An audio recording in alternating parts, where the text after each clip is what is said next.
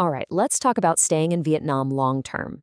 If that's your goal, you absolutely need to get your head around something called the Temporary Residence Card, or TRC. Honestly, it's the master key to your legal status here, and with the rules getting tighter, especially as we move through 2026, you've got to be in the know. So let's get into it. So, what is a TRC really? Well, think of it as your official permission slip to actually live in Vietnam. The law itself, specifically Article 3.13, says it has the same legal weight as a visa. But here's the crucial difference. A visa is what lets you in the country. A TRC is what lets you stay. And this really breaks it down. A visa, that gets your foot in the door. It's for entering and shorter stays. But a TRC, that's what lets you move your stuff in. It's the permit that allows you to actually reside here, travel in and out of the country freely, and build a life over a much longer period. We're talking anywhere from 1 to even 10 years. Okay, so here's what we're going to cover. We'll start with the legal basics, then get into what you can and can't do.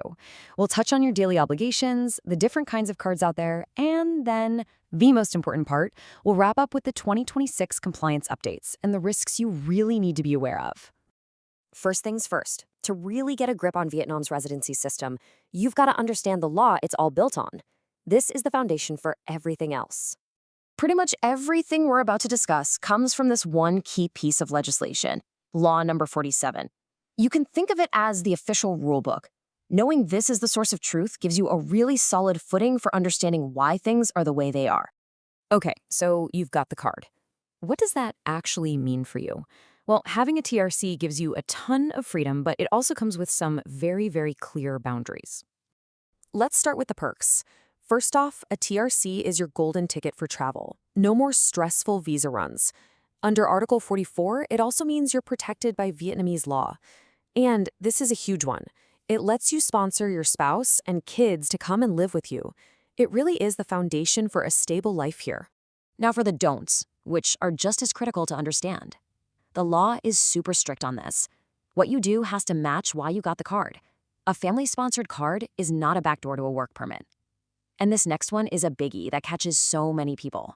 Your TRC is always tied to your passport's expiration date. Let's just hammer this point home because it's so important. This is straight from Article 38. Your TRC has to expire at least 30 days before your passport does. I mean, imagine you're all set for a 2-year TRC, but then you realize your passport expires in 6 months. Guess what? Your TRC can only be valid for 5 months. So always check your passport's expiry date first.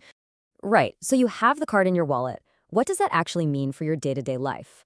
Well, there are a couple of responsibilities you just can't ignore. Okay, address registration. Article 33 is clear. Wherever you're staying, you have to be registered with the local police.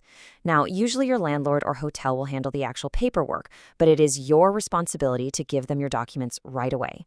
And you have to do this every single time you move, even if it's just for a weekend trip to another city.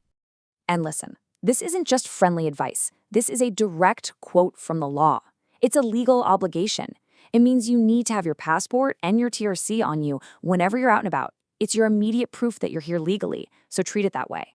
All right, let's talk about the different flavors of TRCs. See, Vietnam doesn't just have one generic card. They issue different types for different reasons, and it's absolutely critical that you have the one that matches what you're actually doing here. This chart gives you a pretty good snapshot. If you're an investor, you're looking at a DT card.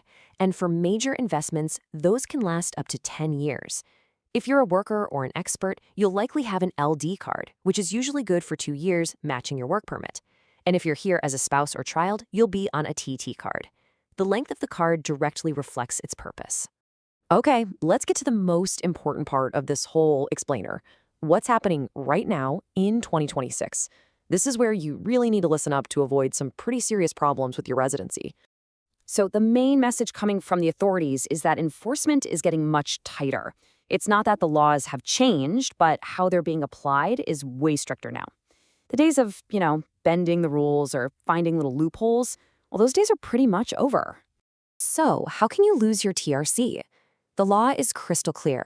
If you lied on your application, it can be revoked instantly. If your sponsor, say your employer, pulls their support, your card is in jeopardy. And of course, any criminal activity or a history of breaking immigration rules can get it canceled.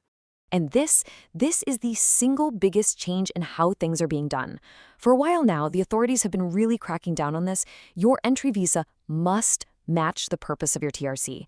That means if you want your first work-based TRC, you need to have entered Vietnam on a work visa, the LD2. Want a family-based TRC? You better have entered on a family visa, the TT. Getting this alignment right from the very beginning is everything now. So, this leaves us with the one big question you need to ask yourself right now. Take a look at the visa stamp in your passport and think about what you want to do here long term. Do they line up? Because moving forward, the single biggest risk to your stay in Vietnam is that mismatch, the gap between how you came in and why you want to stay. Getting that right from the start is more critical than ever. Thanks for tuning in.